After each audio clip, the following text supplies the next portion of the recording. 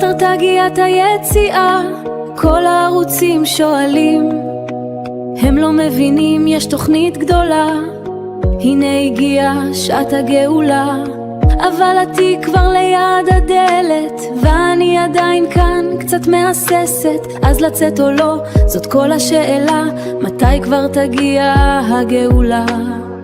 מהי אסטרטגיית היציאה, אז לצאת או לא, זאת כל השאלה. לצאת או לא, לצאת או לא.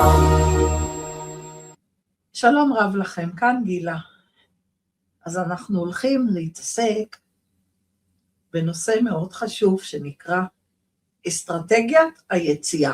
מהי אסטרטגיית היציאה, אז לצאת או לא, זאת כל השאלה. לצאת או לא. אז אנחנו הולכים להתעסק באסטרטגיית היציאה שלי מהבית ב-17/3/2026. בגימטריה 17 זה טוב. אז כאשר בטלוויזיה, בערוצי 12, 13 במיוחד, כל הזמן מדברים, כל הזמן מפרשנים. אז מה יהיה? מהי אסטרטגיית היציאה? ואני, כשכבר אין לי יום ואין לי לילה, הכל התהפך לי, נרדמת מול הטלוויזיה, כי מפחדת להירדם עמוק. וכל הזמן המילים האלה מרחפות לי באוויר. מהי אסטרטגיית היציאה? אז אני רוצה לספר לכם על אסטרטגיית היציאה שלי. כן, יש לה בהחלט משמעות נכבדת. אסטרטגיית היציאה בשירותים, כן, אני לא מתבייש להגיד, זה לא כל כך עובד בזמן האחרון. וגם יש אסטרטגיית יציאה נוספת, האסטרטגיית יציאה האישית שלי. איך אני אעז להוציא את האף שלי מהבית? כי הגב שלי כבר ממש צועק הצילו, מרוב ישיבה ומרוב שכיבה. הכל כבר קפה והכל כבר כואב, אז אני אומרת, יאללה גילה, קחי את עצמך.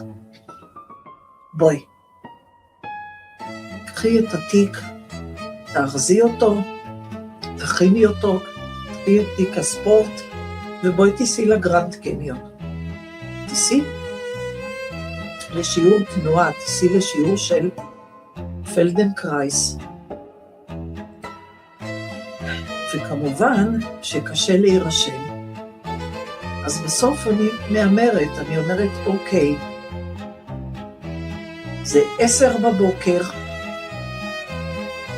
אני קמה לאסטרטגיית היציאה שלי בשירותים, אני לוקחת את הטלפון ואני אומרת, חייבים הרי להירשם מראש לשיעור והוא מלא, אבל אם פתאום אני רואה שהתפנה מקום, אני נרשמת, אני לא חוזרת חזרה למיטתי. ואכן התפנה מקום אחד, וישר אני לוחצת ומזמינה אותו.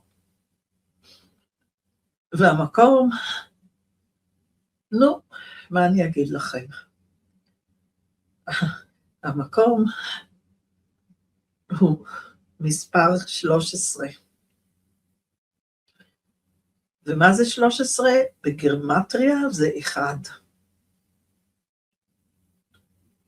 או יחד. להיות ביחד. ללכת לגרנד קניון. לנסוע יותר נכון. אז אני לוקחת את חפציי ובצעדי סוס אני יורדת במעלית, מתקרבת למכוניתי המכוסה בוץ ואבק, מסופת החול, וחושבת לעצמי, יאללה, יש לי 10 דקות נסיעה, איך אני הולכת להעביר אותם, ומה יקרה אם יהיה אזעקה באמצע? מחשבה שלכל אחד מאיתנו חולפת בראש בזמן האחרון, מה יקרה אם אני אהיה בדרכים, ותהיה אזעקה, בגלל זה אני לא נוסעת כבר באוטובוסים, רק בקרמלית, מתחת לאדמה. אז אני נוסעת ואני חושבת לעצמי איזה יום יפה, איזה חבל, איזה בזבוז, ואני נוסעת ונוסעת, והנה מתקרבת לגרנד קניון ונכנסת לשיעור, שוכבת לי שם בתוך כל הקבוצה, המדריכה כל הזמן מתקרבת אליי, כי מרוב כבר בלבול הכל יוצא לי הפוך, היא אומרת יד ימין ואני מרימה את יד שמאל, היא אומרת רגל ימין ואני עושה רגל שמאל, והיא כל הזמן מתקרבת אליי והיא כל הזמן מתקנת אותי. ואחרי זה אני סובבת לי בקניון. אני סובבת לי בגרנד קניון בחיפה, ואני לא מבינה איפה אני נמצאת, אני לא מבינה, זה עולם מקביל. זה עולם שלא קיים כבר מאז ה-28 לשני, זה לא קיים, זה לא קיים. מלא מפוצץ אנשים, בקושי מצאתי חנייה. הם אומרים עד 50 איש במרחב, רק שיש אזור מוגן, לא יודעת איך הם מחשבים את זה, הקניון מפוצץ, כמו שאני אומרת, אנשים שם מסתובבים, חנויות, בתי קפה, אפילו עם ילדים, ועולם ממש כמנהגו נוהג, כאילו לא קיימת מלחמה בחוץ, כאילו אנחנו לא רוצים כל הזמן, לפעמים כמה פעמים בלילה, למרחבים מוגנים, כאילו אנחנו לא צועקת לנו האפליקציה בטלפון, בקרוב תתקבל הזקה באזורך, כבר התרגלנו לזה, כבר יש לנו פוסט טראומה, כל בום, כל דבר שנופל על הרצפה, כל רעש ישר מקפיץ אותנו.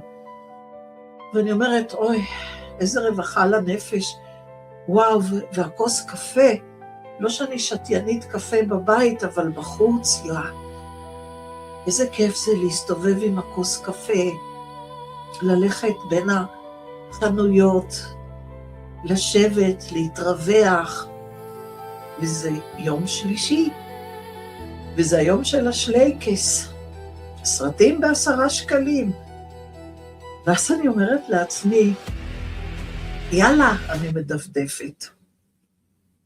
עוד סינימה, פועלים, כן. וגם קפצה לי הודעה שבוע שגם מובילנד חוזרים לפעילות, כמידת האפשר. רק יש פלנט עוד סגורים, אז אני אומרת, יאללה, בוא נראה מה קורה שם בקומה -7 בעוד סינימה, ואני מסתכלת, וואו, ופתאום אני רואה שיש שם סרט שרציתי לראות, רדיו בריסל, סרט שזכה בפרס ראשון בדצמבר 2025, כשהיה פסטיבל לסרטים יהודיים. אכן כן. אני לא יודעת מה יש לאלה, במיוחד אירופאים שעושים את כל הסרטים האלה, אולי יש להם ייסורי מצפון, למה הם שתקו, למה הם הסגירו את היהודים, למה הם נתנו יד ושיתפו פעולה עם המשטר הנאצי הצורר, למה הם עשו את זה, אולי זה מה שכן יש. אז ישנו את הסרט רדיו בריסל. הרי בינואר, שב-27 לינואר יש את יום השואה הבינלאומי, ואז ראיתי את הסדרה השלמה בסינמטק של 6 פרקים על אתי אילסום,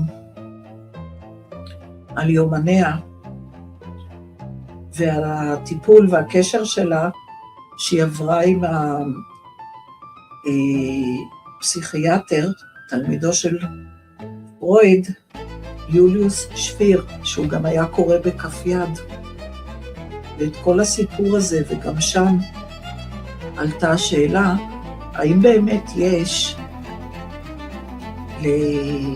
לאירופאים סוג של חשבון נפש, סוג של ייסורי מצפון, ואני נמשכת לג'אנר הזה, אבל אני מצד אחד שואלת את עצמי, גילה, איך את רוצה עכשיו לזרוק את עצמך ביום כזה שבחרת לצאת קצת מהבית החוצה, לצלול לתוך מעין סרט שואה, שהוא נקרא רדיו בריסל, אבל אז אני קוראת את התקציר ואני אומרת לעצמי, וואלה, זה סרט. זה סרט שאני חייבת לראות אותו. כי זה סרט שאם אנחנו נסתכל על מה הוא מדבר, סרט בלגי שמדבר הולנדית, 2025, הנה, יש כאן את אנטנת השידור של רדיו בלגיה. ואז הסרט מדבר על בריסל במאי 1940.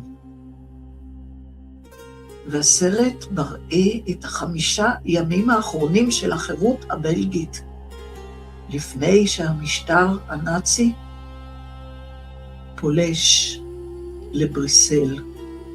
וברה בן 18, בחור ביישן ותמים, נמשך לעולם הקולות והצללים. כן, הוא מפיק סאונדס, הוא מפיק צלילי רקע לתסקיטים, ובמיוחד להמצאה חדשה שפולשת לסלון בכל בית, הרדיו, להבדיל אלף אלפי הבדלות, ערוצי הטלוויזיה יום ולילה שפולשים לנו בתוך הסלון בבית, בכל רגע. וואו, איזה השוואה. הרדיו, בעזרת הדוד שלו, מקבל להתמחות באולפנים החדשים והנוצצים של תחנת הרדיו הלאומית.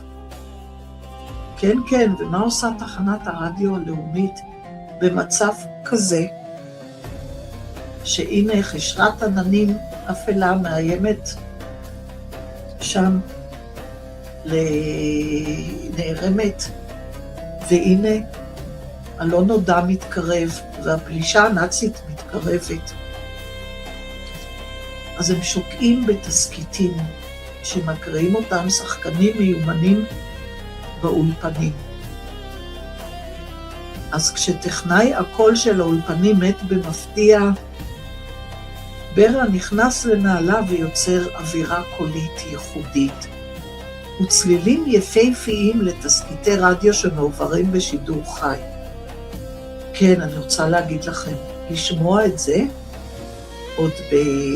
עוד סינימה שיש להם, את הסאונד הבלתי רגיל של אטמוס דולבי, לשמוע את זה שם, זה ממש כמו להתחבר ולחוש שאתה חי את הצלילים. אז על אף הסכנה המרחפת באוויר ערב הפלישה הנאצית, באותו זמן ישנה אלזה, שחקנית צעירה ומוכשרת, שמחליטה להגשים את יהודה ולשחק בתסקיטי רדיו. והיא לא אומרת שהיא יהודייה, היא מסתירה את זה, היא מתחבאת, היא לא מביאה להם פפירים, היא לא מביאה להם ניירות, היא לא מביאה להם מסמכים. והשניים יוצרים יחד הצגות מלאות קסם ודמיון, שמעניקות לצופים הפוגה מהמציאות הקשה. כן, הפוגה מהמציאות הקשה. את רואה גילה לאן נפל? רצית אסטרטגיית יציאה, רצית ללכת לגרנד קניון, רצית להינפש, וזהו. ונפלת על סרט שמדבר על תסקיטים שמעניקים לצופים הפוגה מהמציאות הקשה. ובמקביל רוקמים את סיפור האהבה שלהם. הבמאי הפלמי, פרנק ון פסל, מגיש סיפור אהבה נוגע ללב, בעל יופי פיוטי, המאופיין ברגישות עמוקה לצלילים, ביצירה סוחפת, שלוקחת את הצופים למסע שנע בין האמונות לחיים בתקופה שבה אין שום דרך מילוט. כן, לזה נפלתי. אכן כן. מה אני אגיד לכם? מה אני אספר לכם? כבר פעמיים מצאתי את עצמי ביום שלישי, שזה היום של השלייקס, יושבת לי לבד באולם. שמה בעוד סינימה בגרנד קניון. הכל היה אז בשבילי, ומעניין שיש כאן משהו מאוד מאוד סימבולי. בפעם הראשונה זה היה באפריל 2024. ישבתי וראיתי את הסרט Civil War על מלחמת האזרחים באמריקה,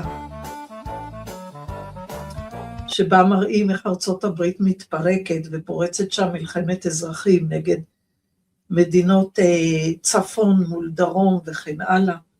כמה שזה סימבולי, ובאותו חודש הייתה גם המתקפה הראשונה של טילים שנשלחו מאיראן ויורטו מחוץ למדינת ישראל. אבל הייתה עוד פעם שאני לא אשכח אותה. זה היה ב1.10.2024. איראן שוב פעם ירתה טילים כלפי ישראל, ואז הייתי בסרט המגלומני מגלופוליס, כן, מגלופוליס, ושוב ישבתי שם לבד בקולנוע, ובאמת ישנם רגעים בחיים שהמציאות עולה על כל דמיון, רגעים שבהם הגבול בין חזון למשבר פשוט נמחק, וזה היה 1 לאוקטובר 24, יום שלישי, אני יושבת לבד בחושך המוחלט של עולם הקולנוע בגרנד קניון בחיפה, ועל המסך הענק מולי נפרס החזון של מגלופוליס, האפוס של קופולה על אדריכל שמנסה לבנות עיר עתידית אוטופית מתוך הריסותיה של אימפריה קורסת. ברגע השיא, הגיבור על המסך צועק לעולם, עצור. ובאותה שנייה בדיוק, גם אני הייתי מנותקת לגמרי. הזמן שלי עצר מלכת, יחד איתו. ובעוד אני שקועה בבועה התודעתית הזאת, בשיח פילוסופי על בנייה וחורבן, בחוץ התחוללה דרמה גלובלית. השמיים התמלאו במאות טילים בליסטיים מאיראן, אבל המדינה לא קפאה במקלטים. בחוץ פעלה עוצמה אדירה של ברית אמריקאית, ישראלית ואזורית, שהרתה את האיום עוד בדרכו.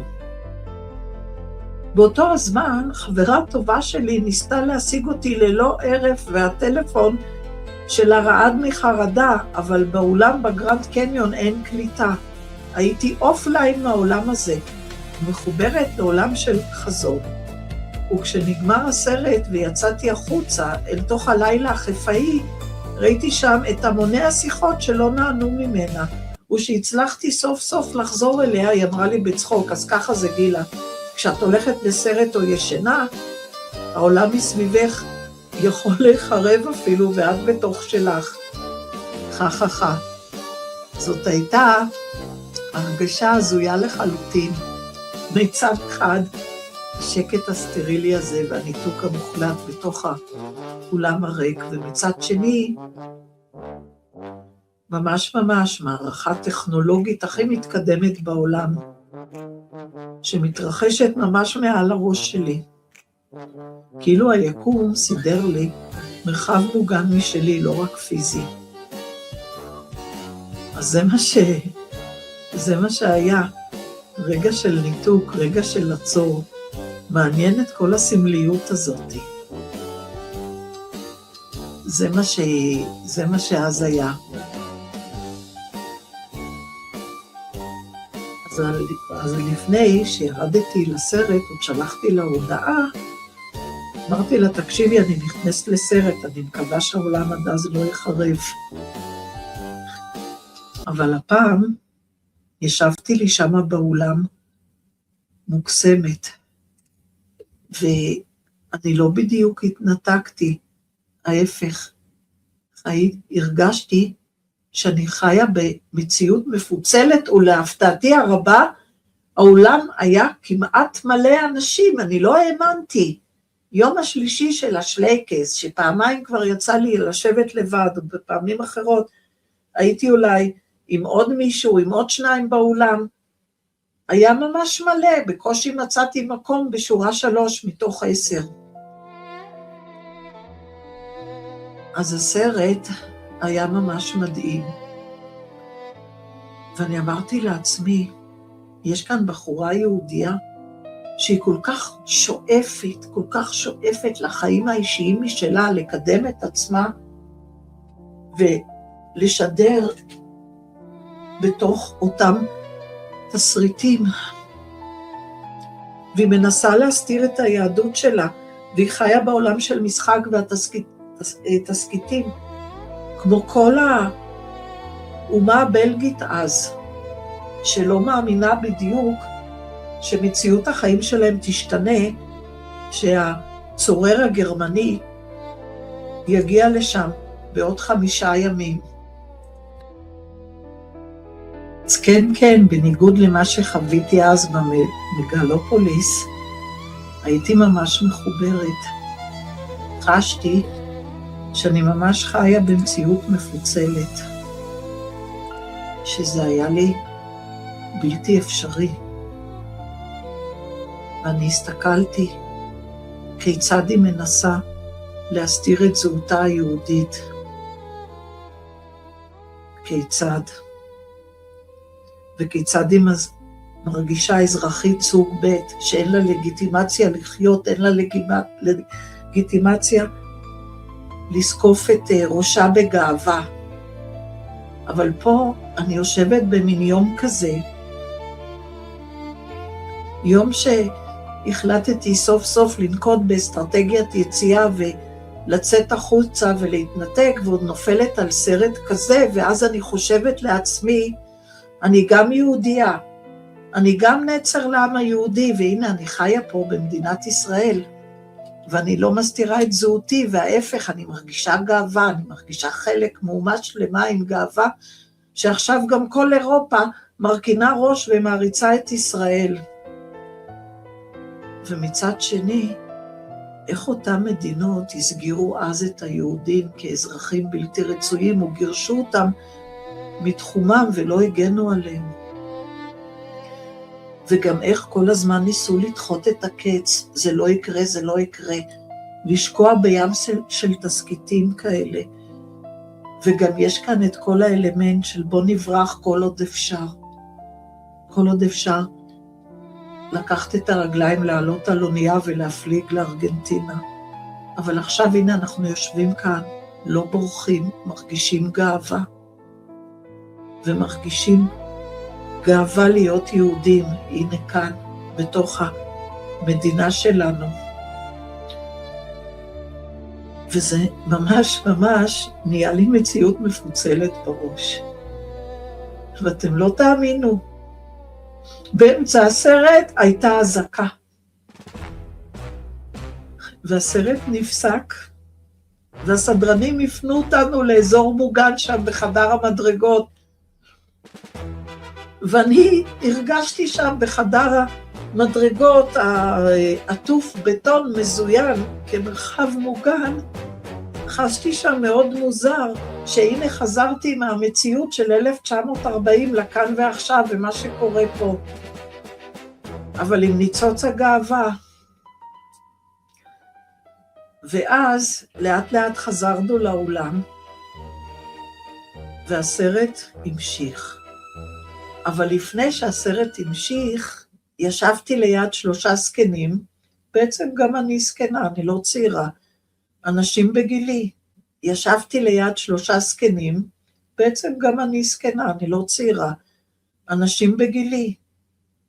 דור הראשון פה בישראל, מבוני הארץ כאן.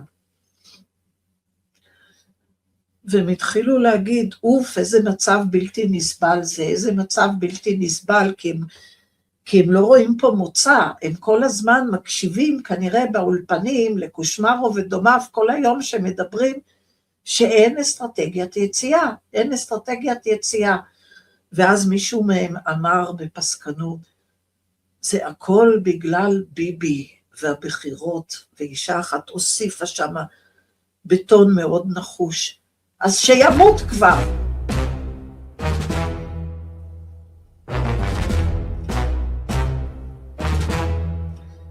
ואני התחלתי לצרוח עליהם כמו מטורפת, לדעתי הם קפאו. ממש הם קיבלו שוק הלם. קפלניסטים מתועבים, תתביישו לכם. והתפנה מקום לידי, אז עשיתי כיסא כדי לא לשבת לידם, ובאמת השתתקו. ואיך שהסרט חזר והמשיך, הגיע קטע שהייתה אזעקה, כשהנאצים הגיעו ונכנסו לבריסל. מה אני אגיד לכם? ממש ככה, ממש יום הזוי. יום הזוי ויום של הזיה. אז זהו. וכשיצאתי, בתור מה שנקרא סיום, כן? סיום לחוויה שהייתה לי, זה בתור הדרן. חברה שלי כותבת, גילה, סייע הביתה. גם דובר צה"ל אמר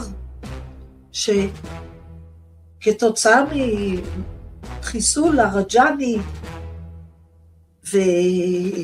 ומפקד הבסטיג השני, שהרי משווים אותו, גם כן למין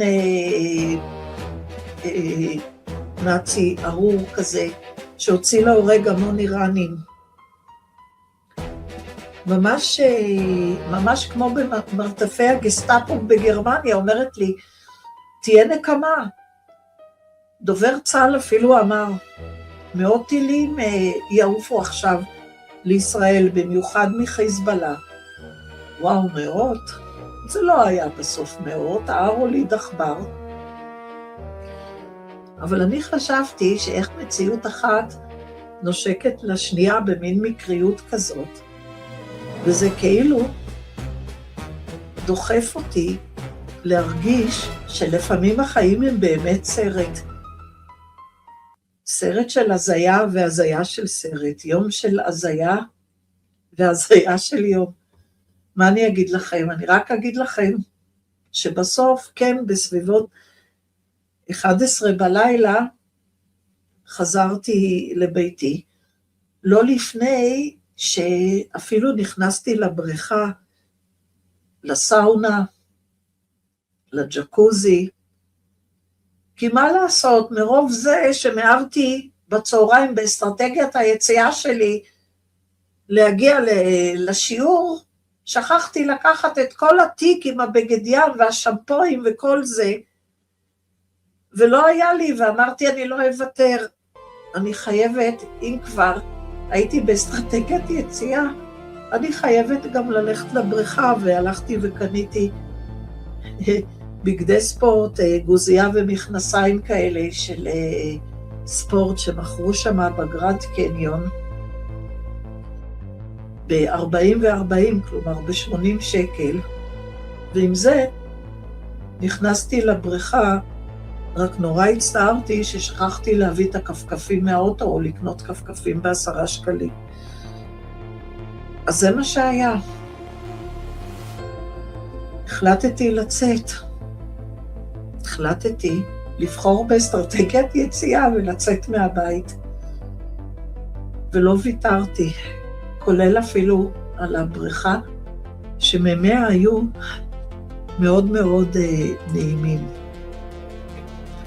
אז בוודאי שעוד נשמע כאן עוד סיפורים על אסטרטגיות יציאה, אבל זאת הייתה אסטרטגיית היציאה במובן שלי באותו יום. בכל מובן אפשרי. אז כאן גילה נפרדת ממך.